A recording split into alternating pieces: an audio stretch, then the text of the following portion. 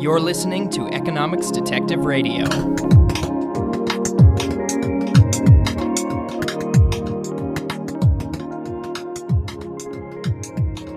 My guest today is Jeffrey Rogers Hummel.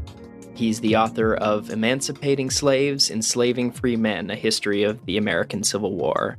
Jeffrey, welcome to Economics Detective Radio. Thank you for having me on. So this is our fourth episode we're doing in a series on the history of slavery. We've mostly focused so far on, American slavery, although we did discuss modern slavery as well briefly in the first episode. But what we haven't discussed is the sort of politics around it, and particularly the American Civil War, which finally ended it in the United States.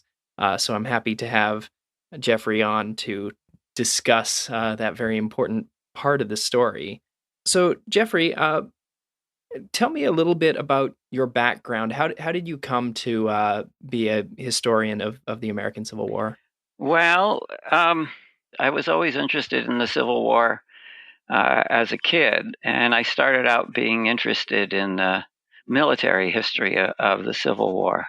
I'm old enough to have played those old Avalon Hill war games, and I got sucked into Gettysburg, and my interest in Gettysburg led to an interest in the military history of the Civil War, and that eventually led to a more general history of the Civil War. And then when I was at graduate school in the mid-'70s, that was at the time that slavery became a hot topic among economists and historians, because it was when Fogel and Engerman's very controversial work on slavery, Time on the Cross, came out. And so I followed those debates. And eventually, a decade or more later, I guess the first thing I did with respect to leading up to the book was, at one time, there was this firm doing liberty-oriented audio cassettes called Knowledge Products. And they were doing a series on American wars, narrated by George C. Scott. And I wrote the tape scripts for the War of 1812, the Mexican War, and the Civil War. And then it was actually Milton Friedman who actually liked those audio tapes and suggested to me that I should take the audio tapes and convert it into a book. And so that led to me working on, for a couple of years, the manuscript that became Emancipating Slaves and Enslaving Free Men, the first edition of which came out in 1996. And the second edition is more recent, 2014, I believe. Yeah, it's really just a second printing. The only change in it is a new introduction by me, sort of clarifying some of the points and mentioning some of the. There's been a host of literature since then, and I just hit the highlights of that in that new introduction. Mm-hmm. And an interesting sort of thing about the book is each chapter discusses, a period of history or a particular element, but then ends with a bibliographical essay where you discuss like the literature and the debate around the topic and kind of give a background on just where the scholarly debate is on each of these different eras.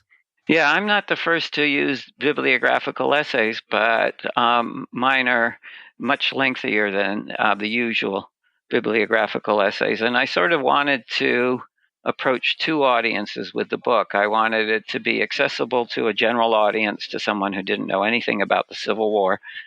And that's what the main narrative is about. But at the same time, I was making some controversial claims, and I wanted to back them up for scholars who might read the book. And so I put in the extensive bibliographical essays. I should mention one other thing about my background. Although my PhD is in history, I minored in economics in graduate school, and and I'm now teaching in an economics department. So one of the one of the unique features of my book is it sort of integrates an economic approach to the Civil War to with a standard historical approach. Interesting. Yeah, that's been sort of a theme of the last few episodes, that there's some areas where economists, or economic historians and historians have talked past each other, or had disagreements, so owing to their different methods. So your book is interesting for sort of combining those points of view. Right. Well, actually, it turns out that this sort of divide or chasm between historians and economists is much greater now than it was back in '74 when Time on the Cross came out. Now, that was a very controversial book, and it got a lot of criticism. Some of its conclusions have held up very well, but in that debate, historians and economists were talking to each other. Fogel and Engerman, of course, were economists, but for instance, one of the critiques had a contribution from Ken Stamp at Berkeley, who that time was sort of the premier Civil War historian. So there was a lot of interchange, even though there was disagreement. The two disciplines were talking to each other. But more recently, with the work on slavery from the New History of Capitalism, there's this huge divide where the new historians of capitalism, don't pay much attention to what the economists are saying, except when they can cherry pick claims that suit their arguments. Mm. So you mentioned that some of the claims in your book were controversial, or are still controversial, maybe. Do you want to sort of give the short version of that? Like, where do you break from, the mainstream? Well, I would say the most significant break was Fogel and Engerman had argued that slavery was efficient, and I presented an analysis of slavery where it depends on what you mean by the term efficient.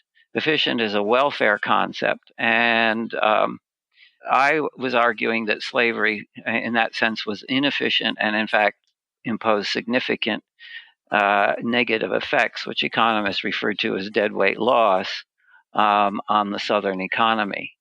So that was one of the controversial parts of the book.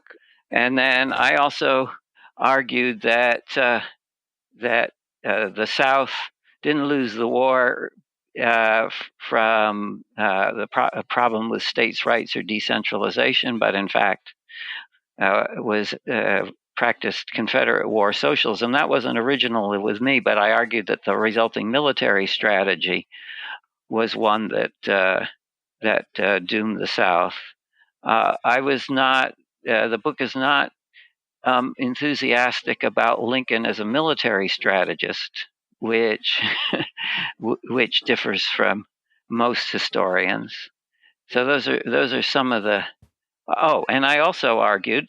I almost forgot this one. I also argued that if the North at the time of the Civil War had been interested in eliminating slavery rather than preserving the Union, there's a set of policies that it could have adopted which would have brought down slavery within an independent confederacy, certainly by the turn of the century and possibly within 4 years.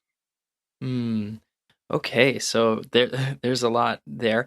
I get the sense that, at least among economists, that the idea that slavery was profitable but not efficient and imposed a deadweight loss on the slave economy. I get the sense that today that would not be so controversial, but the book when it was released, it was. Do you get that sense as well? Well, yes and no. There's still, in other words, when Fogel and Engerman were arguing that slavery was efficient, what they were really showing was that it was productive. In other words, not only did slaveholders, was it profitable, but that slavery is attractive as a labor system when it can be used to push workers off their preferred labor leisure trade off and force them to work longer and harder than they otherwise would. And so that increased the output of cotton above what it would have otherwise been with a free labor system.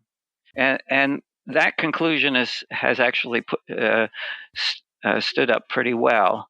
Whether that leads, but many economists and many historians would argue that there were other factors about slavery that inhibited economic growth in the South.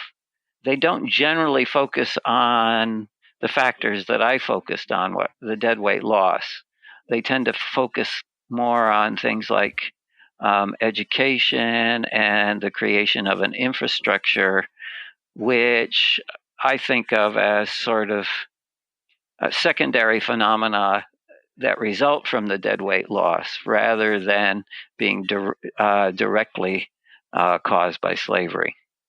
And when you say deadweight loss, do you mean you don't just mean the fact that slaves are supplying labor that is worth more to them than the cotton they produce? There's more to it than that, right? Yeah, well, if all I was saying is that the deadweight loss was fell on the slaves, that wouldn't have been controversial. But I also argued that there were mechanisms through which the deadweight loss fell on the free population, and therefore, actually, on average, made white Southerners worse off than they would otherwise have been. Okay. So it impeded growth, or is that a claim that you would make? I wouldn't say that it impeded growth because the South was growing. Well, I wouldn't emphasize the impeding of growth. At the time of the Civil War, if you only, the South was growing at approximately the same rate as the North was growing. The figure shows up, the deadweight loss shows up more in respect to a level effect rather than a growth effect. Okay. So one of the things that I criticized about Fogel and Engerman was the way that just some minor issues that added up to a subtle difference in how they calculated GDP per capita or income per capita in the different regions. And when I reworked those figures, it turned out that if you just look at the white population, output per capita, income per capita was pretty close in the North and South, which is what you would expect with two economies that are converging. But if you throw in the black population, the slave population, output per capita in the South was about 1/3 lower than that in the North. Now, that's a stunning indictment of slavery. In other words, you have this system which is forcing slaves to work longer and harder than they otherwise would choose to work, which artificially increases output. And yet, when you count the entire population of the slave states, income is 1/3 lower than it is in the North with free labor. And that's where the deadweight loss, I think, shows up. Okay. So one of the claims you made was that there was a political strategy the North could have pursued that would have ended slavery in the South, but would have involved accepting a breakup of the Union. Do you want to elaborate on that? Yeah, the main policy that the North could have adopted was turning the North into a haven for runaway slaves, eliminating the fugitive slave law, not enforcing the fugitive slave clause of the Constitution, because historically the runaway has always been the Achilles heel of any slave system. I could give some examples, and historians at the time, when I wrote this, tended to dismiss the runaway issue, even though it got a lot of political play prior to the Civil War. They treated it as merely a symbolic complaint on the part of Southerners that the North wasn't being rigorous enough in enforcing the return of fugitive slaves. And the reason they reached this conclusion is because if you look at the census numbers, which are probably understating the number of runaways, there were only about 1,000 per year. And that's a very small proportion of the total slave population. But that's the wrong way to look at the number, because not every slave is equally likely to run away. Infants don't run away. Pregnant women don't run away. The most likely slaves to run away are prime field hands or skilled slaves. Moreover, location makes a big difference. And slaves from the Deep South are less likely to be able to successfully run away than slaves from the Upper South. And if you look at the numbers in that way, you discover that the number of runaways in the Upper South, adjusting both for prime field hands and location, start to become significant percentages, which is why significant percentages high enough to actually affect the value of slaves, which is why slavery was declining in the Upper South, even though the proportion of slaves in all the slave states throughout the antebellum period remained at about 1/3. Slavery was declining in Maryland, in Delaware, in Kentucky, in West Virginia, in Missouri, to a point where those states were reaching a stage where they might have adopted emancipation, abolition, or gradual emancipation. And if they did so, that of course moves the border further south. So by turning the North into a haven for runaway slaves, that creates a serious problem in terms of the economic value of slaves, even within an independent confederacy. And then another important fact to bear in mind is that at the time of Lincoln's inauguration, only the lower South had seceded.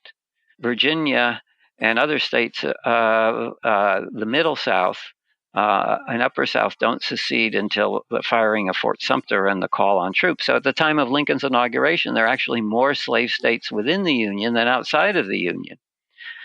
And for slave states, and it's uncertain how many would have stayed in the Union if Northerners had adopted a policy of encouraging runaways, but to the extent that those states stayed in the Union, then there were other policies like interdicting the domestic slave trade, so slaves couldn't be traded across borders, by refusing to use slaves or hire a contractor who uses slaves for any construction company. These are all policies that Southerners were worried about that Lincoln was going to inaugurate in the South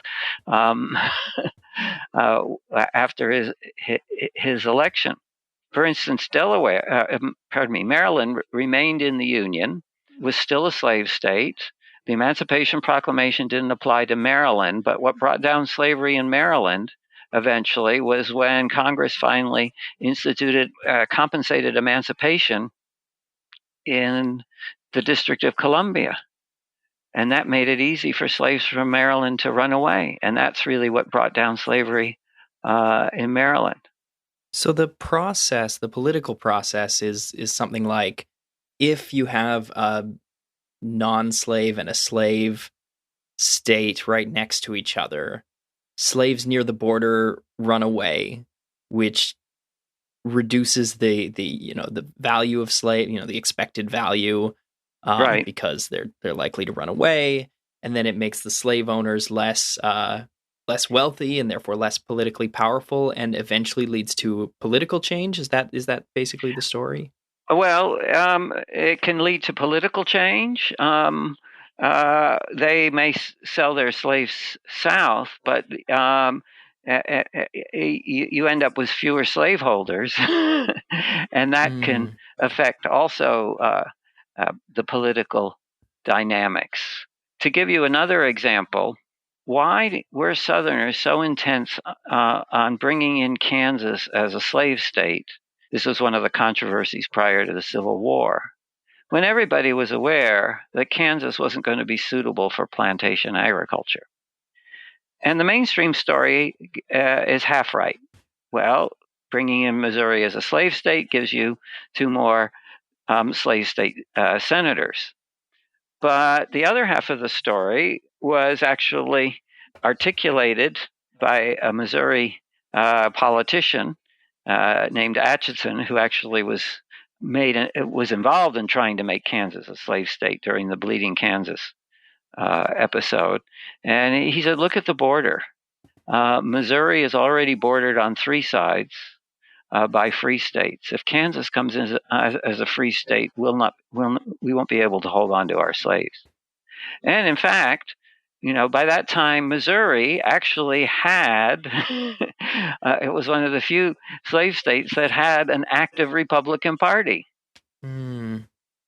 Okay, and the Republican Party is the pro-emancipation party. Just Well, it's too strong to say they're pro emancipation, they're anti mm, slavery. Anti okay. slavery had a broad spectrum. But in other words, even Lincoln promised that if Southerners stayed, that he would actually enforce the fugitive slave clause.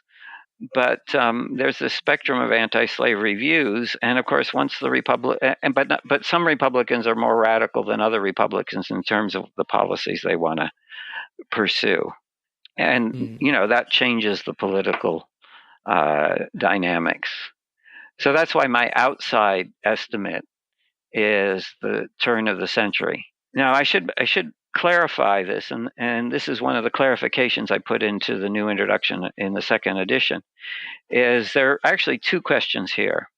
There's a policy question and there's a historical question. The policy question is, if Northerners had adopted these policies, would it have brought down slavery? And I think the answer is clear on that one. The historical question is, if Northerners had let the Lower South go in peace, would they have adopted these policies? And that's a trickier question. I'm willing to make that argument, but that's a counterfactual that really is difficult to nail down. Well, prior to the Civil War, there, Mm-hmm. I mean, the politics was very divided on pro-slavery, anti-slavery, and it seems like having, you know, uh, most of the pro-slavery politicians and interest groups leave your country and therefore leave, your government. It seems like you would then have a very easy time adopting anti-slavery policies. Right. Yes. Maybe it uh I yeah, but who knows? Except you did have a significant, in some parts of the North there was a significant amount of racism. So and that racism would work against turning the North into a haven for runaway slaves. um, Right. so that's what makes it problematic. Right. So it becomes kind of an immigration sort of Right. issue, that's Yes. reflective of Good way to today's put it. politics. Yeah. Yeah. So you mentioned that this sort of counterfactual process of peacefully, like a peaceful domino effect where uh, slave states adjacent to non-slave states gradually fall one by one and become non-slave states themselves. You mentioned that there's historical precedent elsewhere for this. What kind of examples can you give of that happening elsewhere in the world? Well, although unfree labor in less severe forms has been common throughout the world, and slavery had existed, up until that time on every continent and in every civilization. It turns out that you don't see an example of an entire population being enslaved in their native location.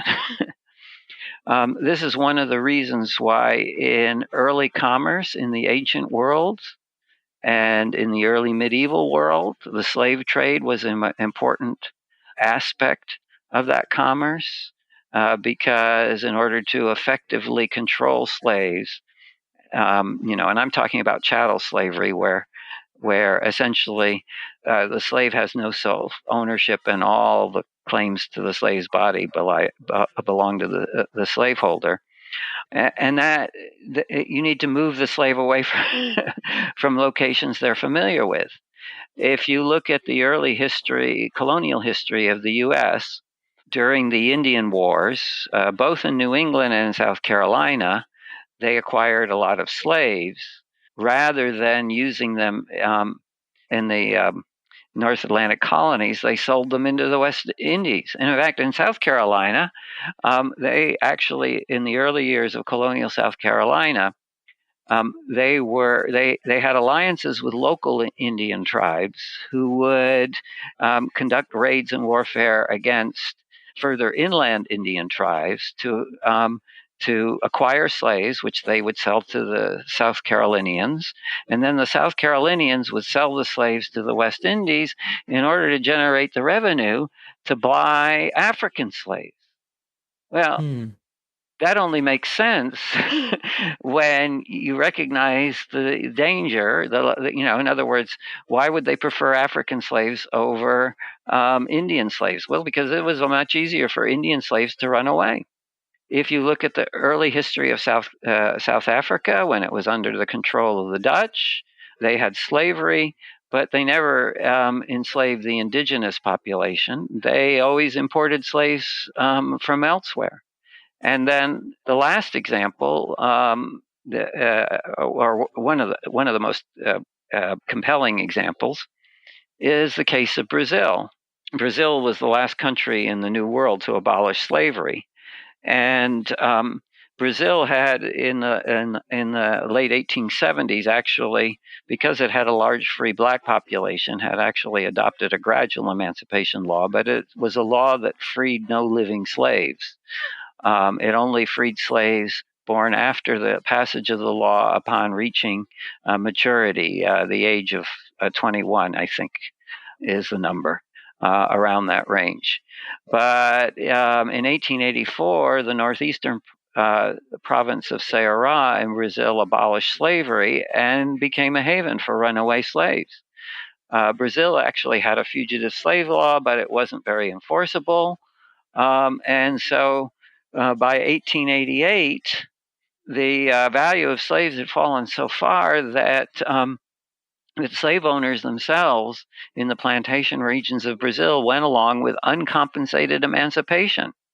They were worried if they held out any longer, they'd actually not just lose their slaves, but lose their land. Now, how many years is it from 1884 to 1888?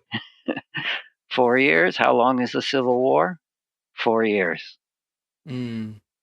Okay, so the process in Brazil was very rapid.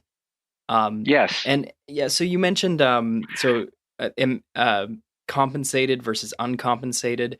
So I suppose when you're abolishing slavery, you could take a few different approaches. You could pay the slave owners for their loss of property, or you could Mm-hmm. say, hey, you've been enslaving these people.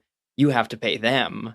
You need to compensate the slaves for taking away their freedom. Or you could say, nobody pays anyone. And it sounds like people were afraid of the worst case scenario for themselves, being that not only are their slaves freed, but they have to pay some kind of reparation.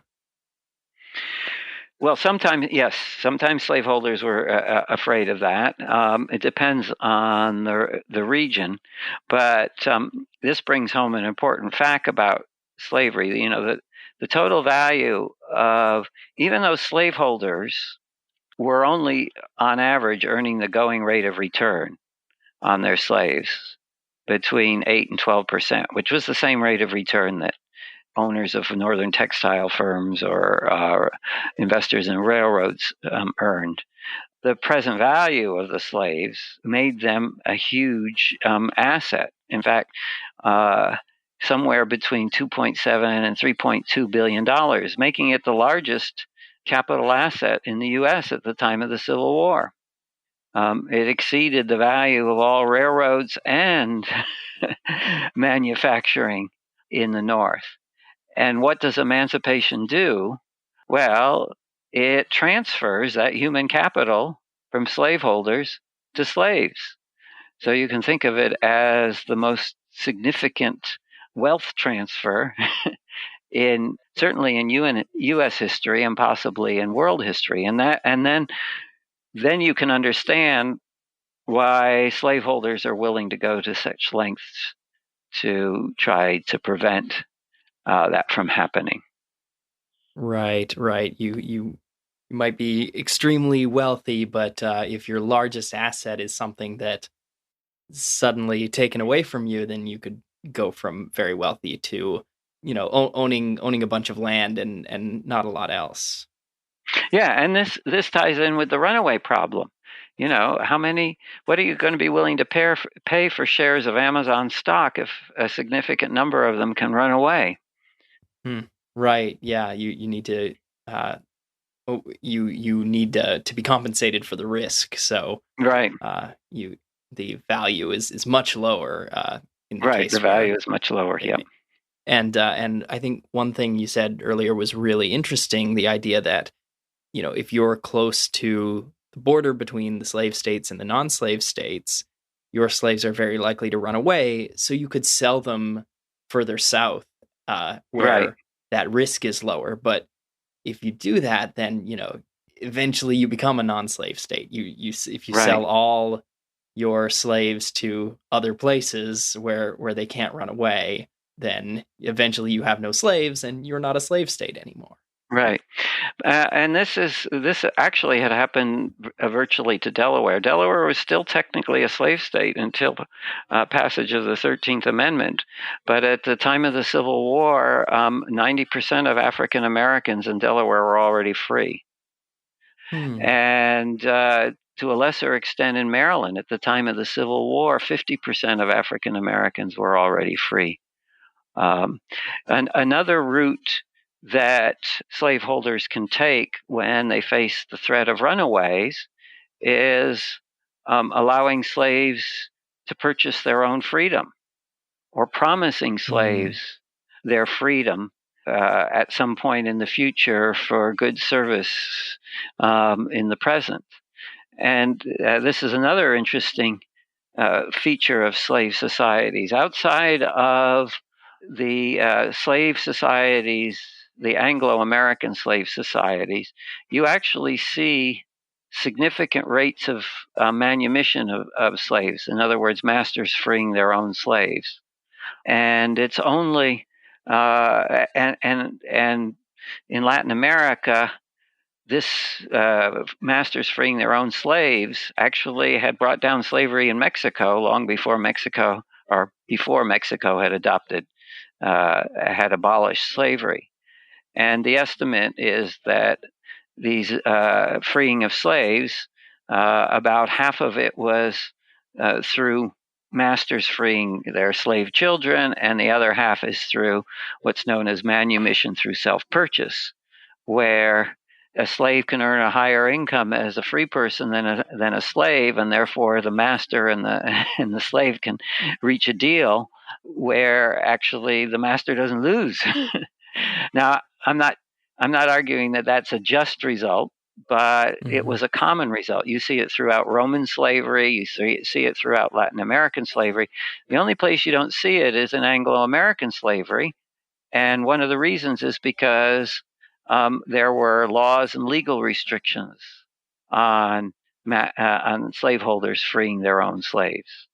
By the time of the Civil War, 7 slave states, you had to get the permission of the state legislature to free your own slaves. Now, this was actually slaveholders solving a collective action problem, because while manumission through self-purchase would have benefited the slaveholder individually, it increases the free black population, and therefore increases the probability of slaves running away. So collectively, it's to the disadvantage of slaveholders. But what's interesting is that during the American Revolution, Virginia reduced its restrictions on slaveholders freeing their own slaves.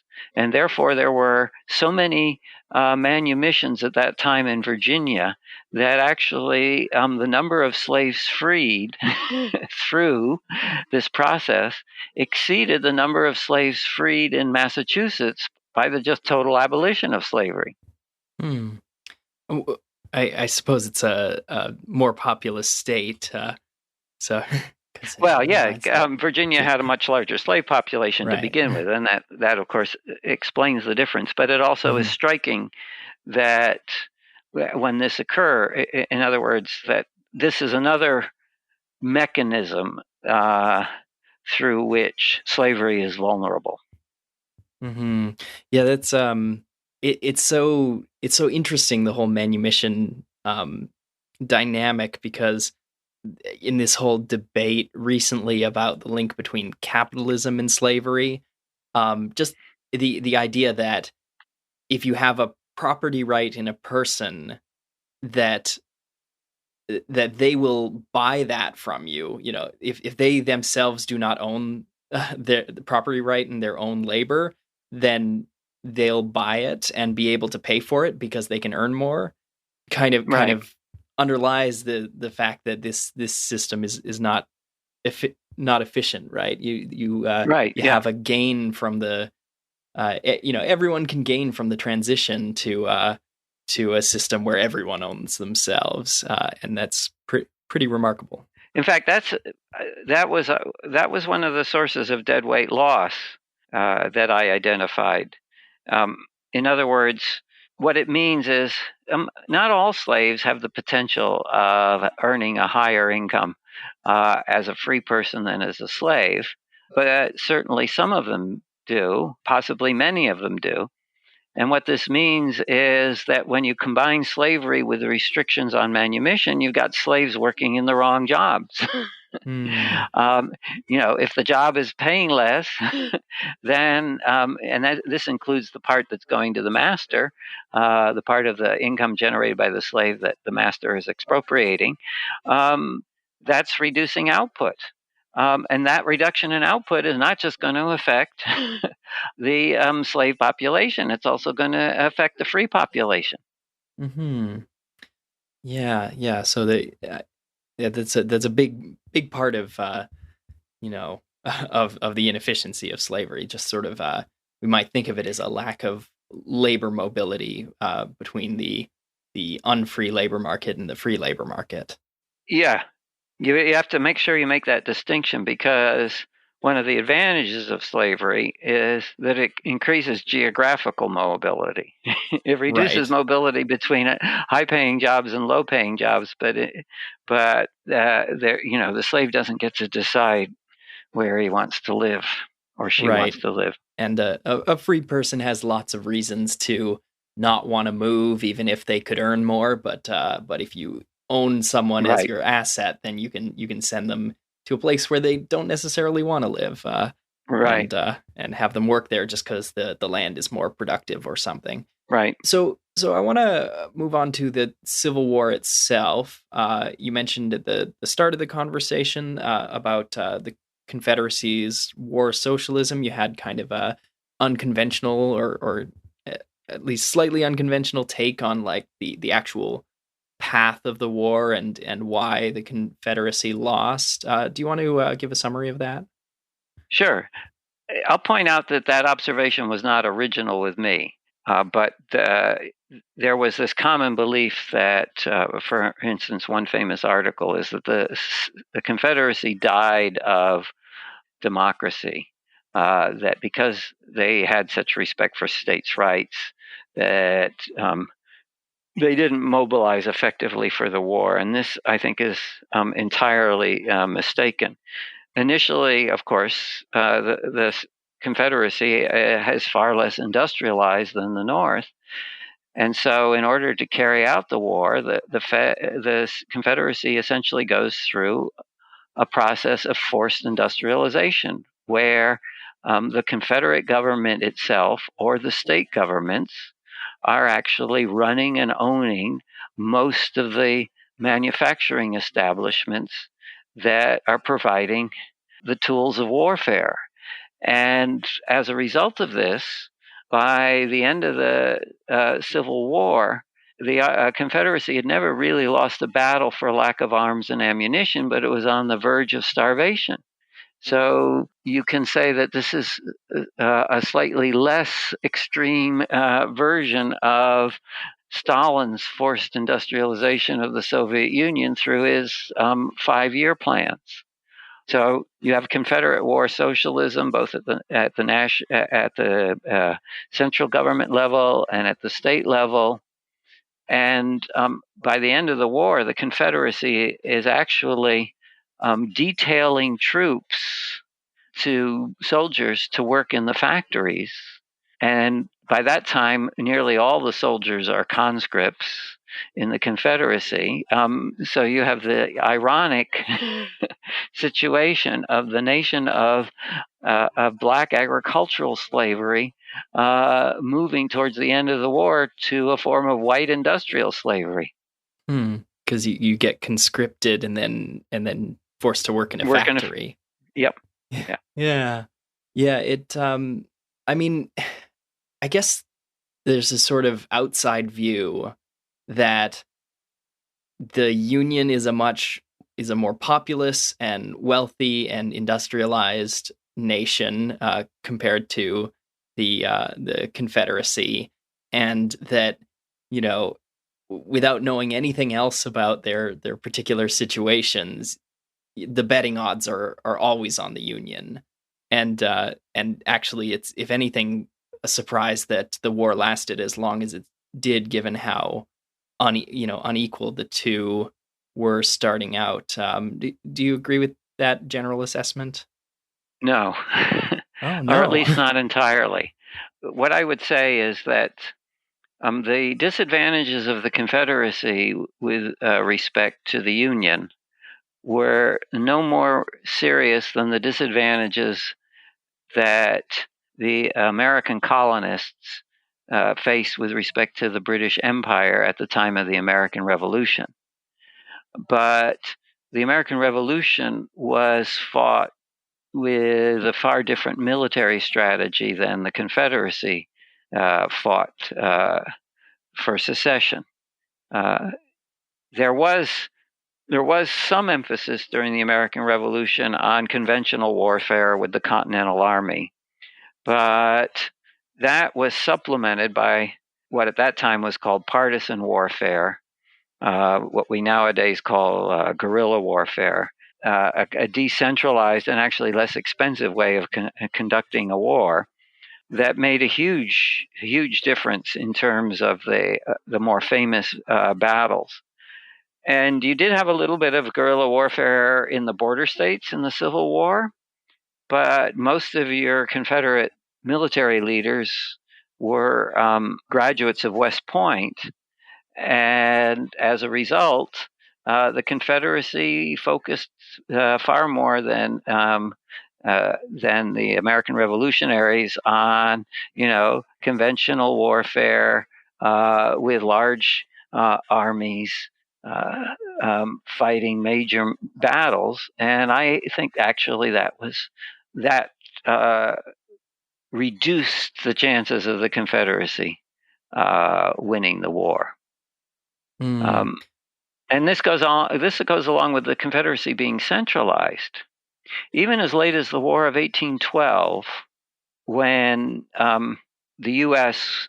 was fighting the British, the U.S. was still decentralized enough so that the capture by the British of Washington, D.C., and its burning by the British was certainly a morale blow, but it wasn't of much military significance. Whereas the Confederacy is so centralized that a lot of the major battles, right, are fought between Richmond, the capital of the Confederacy, and Washington, the capital of the Union.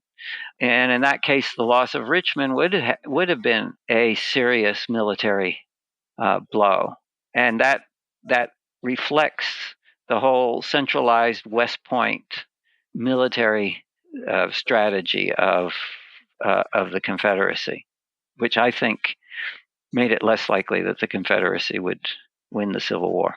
So the more standard, or the view you're pushing back against, is the idea of the Union as centralized and the Confederacy as decentralized. Yes. In fact, the Union, in terms of economic mobilization, is less centralized than the Confederacy, because the Union has a lot of private industry to rely on.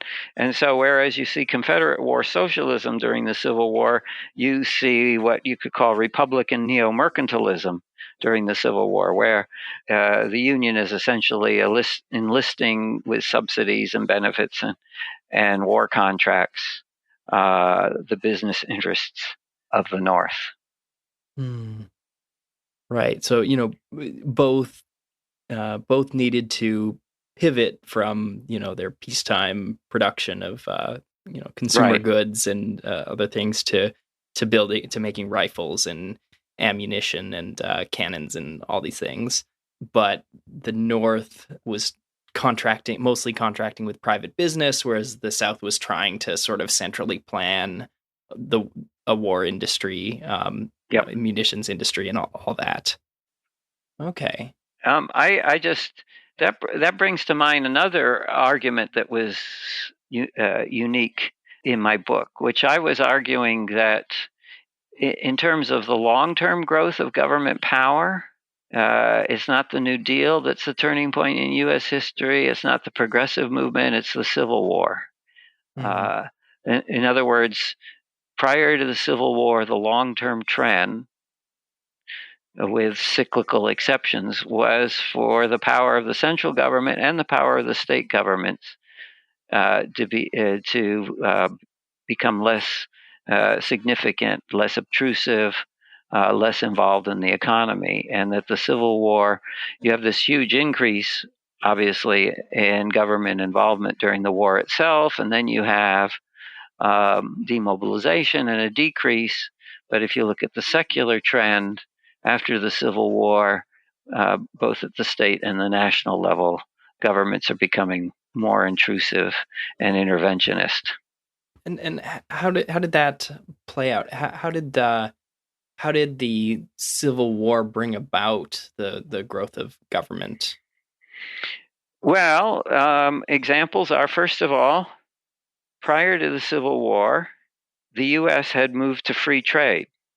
Prior to the Civil War, and this was partially due to the influence of the slave states in Congress, the tariff of 1857 was, up until that time, pretty much the lowest tariff in U.S. history.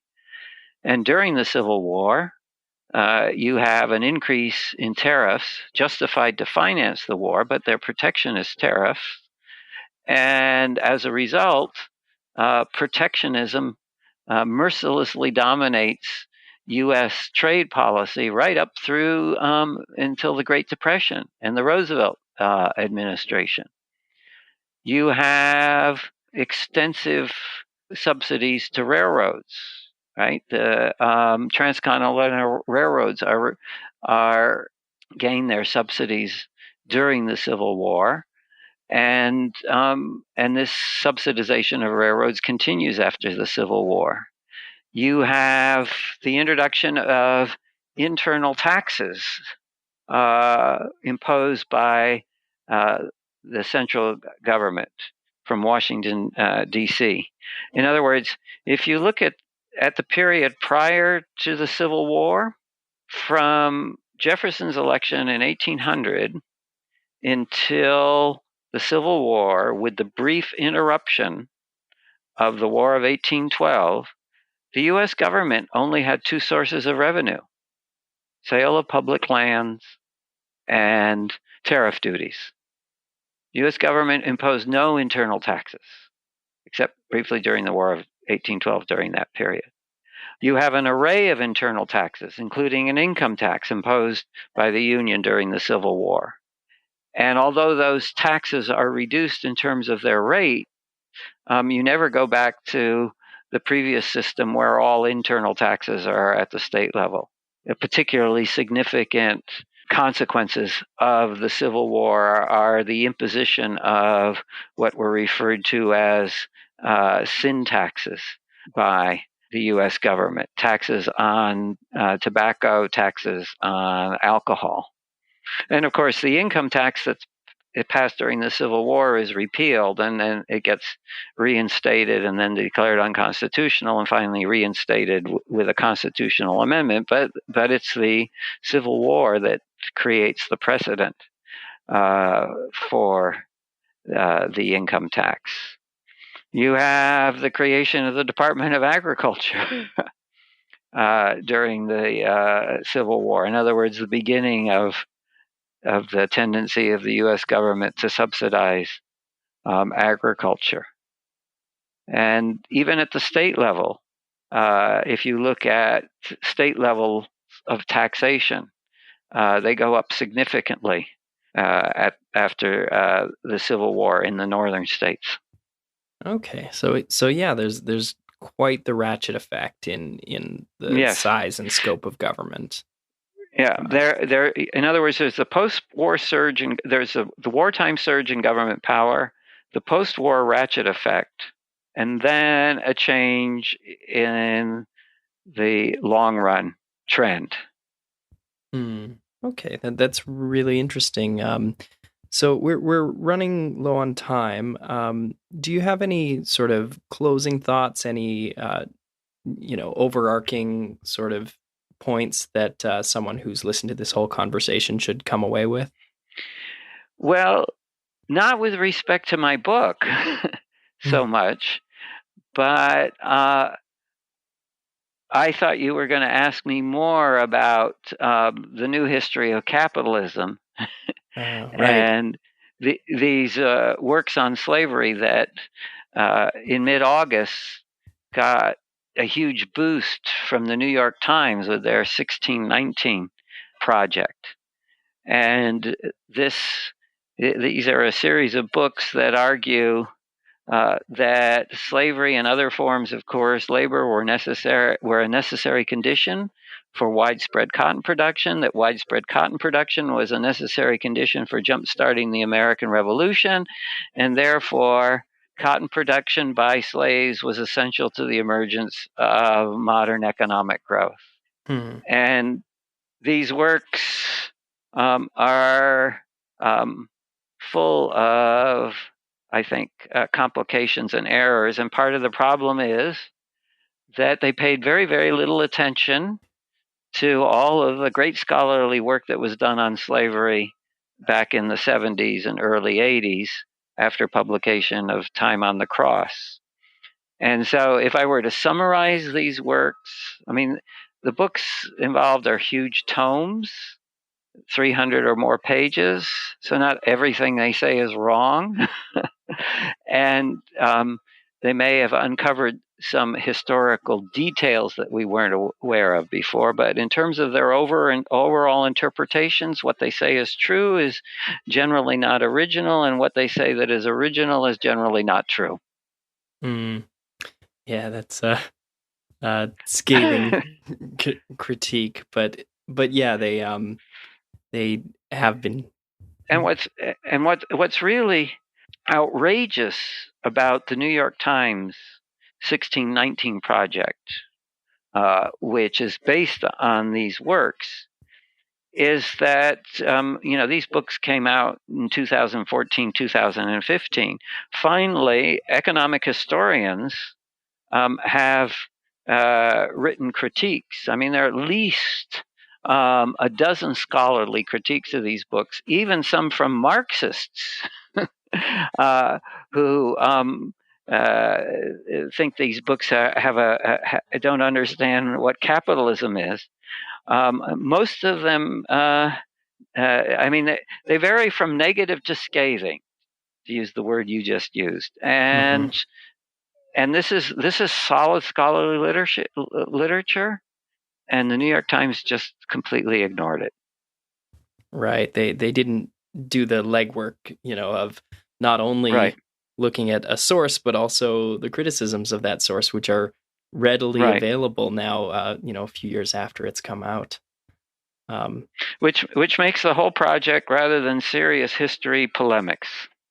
Mm-hmm. And kind of good. It's such a widely read paper that many people will, that will be their only exposure to this whole field, and they'll get a very Right. distorted view. All right, so my guest today has been Jeffrey Rogers Hummel.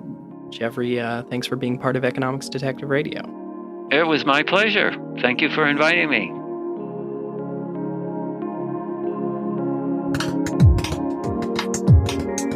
I hope you enjoyed that episode of Economics Detective Radio. If you want to support the show, you can go to patreon.com/economicsdetective, or you can sign up for a small recurring donation. Just $1 or $2 per episode really helps to offset the costs of making the show and to incentivize me to do it more frequently. At this point, I'd like to make a recommendation for another podcast that I've been enjoying and that I think listeners of this show might enjoy. The podcast is called The Curious Task, and it's produced by my friends at the Institute for Liberal Studies. They've done episodes on whether we should legalize all drugs, whether military interventions work, and one episode discussing the Hong Kong extradition law that, of course, has sparked protests in recent months. There are even some overlapping guests between that show and this one, and I highly recommend those episodes because although we talk to the same guests, The Curious Task has more of a political philosophy angle. So it's different from this show, and you get a different perspective. So The Curious Task can be found at any podcast app. Just search The Curious Task and look for the white logo, red and black text on a white background. Thanks, and I'll be back soon with a new episode.